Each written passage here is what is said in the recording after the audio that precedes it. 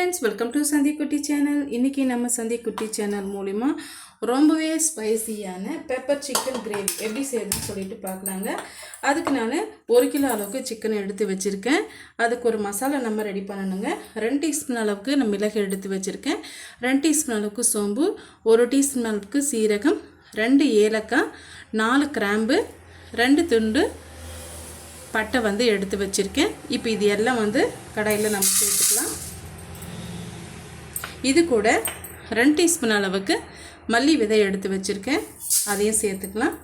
ஒரு 2 நிமிஷத்துக்கு இதை மிதமான தீயில் வச்சு வறுத்து எடுத்துக்கலாங்க. இந்த அளவுக்கு நம்ம வறுத்து எடுத்துக்கிட்டோம். இப்போ இதை நல்லா ஆற விட்டு ஃபைன் பவுடரை அரைச்சி எடுத்துகிட்டு வந்துடலாங்க. பாருங்கள், அதே கடாயை நம்ம வச்சுக்கிட்டு 1 குழிக்கரண்டி அளவுக்கு நம்ம ஆயில் சேர்த்துக்கலாம். சிக்கன்லேருந்து ஆயில் பிரிஞ்சு வரும். அதனால் 1 குழிக்கரண்டி அளவுக்கு மட்டும் ஆயில் நம்ம சேர்த்துக்கலாங்க. ஆயில் நல்லா சூடாயிட்டு வரட்டும். பாருங்கள், எண்ணெய் நல்லா காஞ்சி வந்துருச்சு. இந்த ஸ்டேஜில் 3 பெரிய சைஸு வெங்காயம் பொடிசாக கட் பண்ணி வச்சுருக்கேன். அதை சேர்த்துக்கலாம்.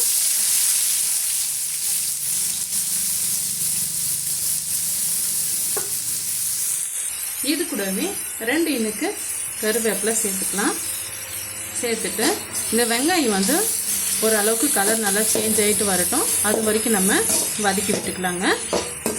அதுக்குள்ளார நம்ம எடுத்து வச்சுருக்க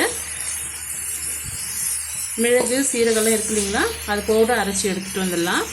வெங்காயம் நல்லாவே வதங்கி இந்த ஸ்டேஜில் பெரிய டீஸ்பூனில் 1 டீஸ்பூன் அளவுக்கு இஞ்சி பூண்டு பேஸ்ட் சேர்த்துக்கலாம். சேர்த்துட்டு இந்த பச்சை வாடை போகிற வரைக்கும் நல்லா வதக்கி விட்டுக்கலாங்க. எந்த அளவுக்கு வெங்காயம் வதங்கி வருதோ அந்த அளவுக்கு டேஸ்ட் நல்லா இருக்கும். இந்த இஞ்சி பூண்டோட வாசனையும் நல்லா அறவே போனங்க. அது வரைக்கும் நம்ம வதக்கி விட்டுக்கலாம். பாருங்கள், நல்லா வதங்கி வந்துருச்சு. இந்த ஸ்டேஜில் 2 பெரிய சைஸு தக்காளி பழம் கட் பண்ணி வச்சுருக்கேன். சேர்த்துக்கலாம். இதையும் சேர்த்து நல்லா மசிகிற வரைக்கும் நம்ம இதை வதக்கி விட்டுக்கணுங்க.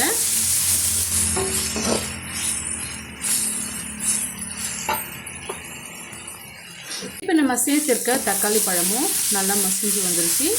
இந்த ஸ்டேஜில் சிக்கன் பீஸுகளை ஆட் பண்ணிக்கலாம். நான் 3 முறை நல்லா வாஷ் பண்ணிவிட்டு வச்சுருக்கேன்.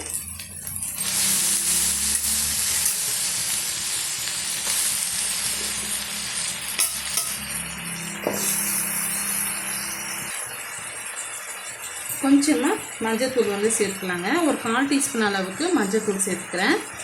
சேர்த்துட்டு இதை ஒரு 3 நிமிஷத்துக்கு நல்லா வதக்கி விட்டுக்கலாம். இந்த சிக்கன்லேருந்தே தண்ணி பிரிஞ்சு வருங்க. ஓப்பன் பண்ணி பார்க்கலாங்க. பாருங்கள், நம்ம தண்ணி சேர்க்காம ஒரு 1/4 டம்ளர் அளவுக்கு தண்ணி நல்லாவே பிரிஞ்சு வந்திருக்கு.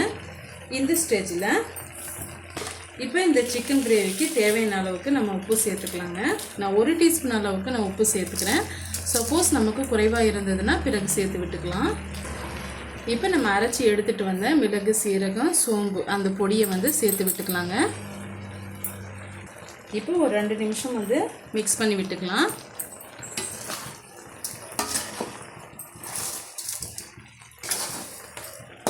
எதுக்காக நான் இந்த ஸ்டேஜ்லேயே இதை நான் சேர்க்குறேன்ட்டு பார்த்தீங்களன்னா, நம்ம சேர்த்துருக்க மசாலா இந்த சிக்கனில் நல்லா கலந்து வரணும். அதனால தான் நான் இந்த ஸ்டேஜ்லேயே நான் கலந்து விட்டுக்கிட்டேன்.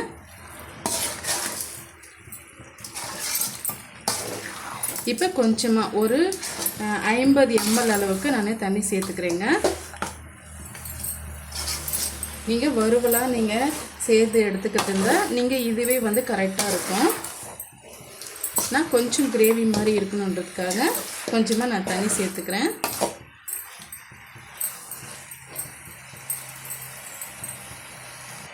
அதிகமாக வேண்டாம். இந்த சிக்கன் வெந்து வர்றதுக்காக மட்டும் நான் தண்ணி சேர்த்துக்கிறேங்க. இப்போ ஒரு முறை நல்லா கலந்து விட்டுட்டு மூடி போட்டு விட்டுடலாம். இடையிடையே ஓப்பன் பண்ணி நம்ம இது போல் நம்ம கலரையும் கொடுத்துக்கணும்.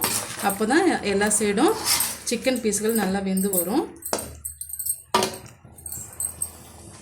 ஓப்பன் பண்ணி பார்க்கலாம். சூப்பரான பெப்பர் சிக்கன் கிரேவி வந்து ரெடி ஆகிடுச்சு. இப்போ கொத்தமல்லியிலேயே போட்டு நம்ம சர்வ் பண்ணிக்கலாம். நல்லா தாராளமாக கொத்தமல்லியிலேயே போட்டு விடுங்க. போட்டுட்டு ஒரு 5 நிமிஷம் அப்படியே இருக்கட்டும்.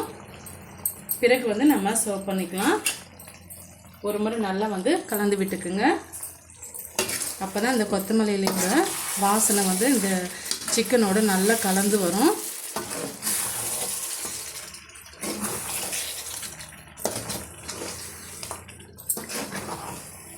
சூப்பராக நமக்கு சிக்கன் நல்லா வெந்தும் கிடச்சிடுச்சிங்க. பெப்பர் சிக்கன் ரெடி ஆகிடுச்சு. இப்போ ஒரு 5 நிமிஷம் கழித்து நம்ம சர்வ் பண்ணிக்கலாம். 5 நிமிஷம் ஆகிடுச்சு. இப்போ நம்ம சர்வ் பண்ணிக்கலாம். ரொம்பவே டேஸ்டியான பெப்பர் சிக்கன் கிரேவி ரெடி ஆகிடுச்சிங்க.